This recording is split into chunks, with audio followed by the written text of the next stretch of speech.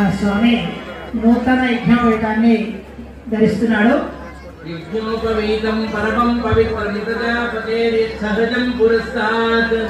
ఇది పెళ్లిలో ప్రతి వాళ్లకు యజ్ఞోపవీతాన్ని పురుషులకు వేస్తారు. 3 ఉంటాయి, అందులో 3 పొరలు ఉంటాయి, 3 బ్రహ్మములు ఉంటాయి, 3 విష్ణువులు ఉంటాయి. ఉపనయన సంస్కారం ప్రతి వాళ్లకు ఉంది. ఈ ప్రజాపతి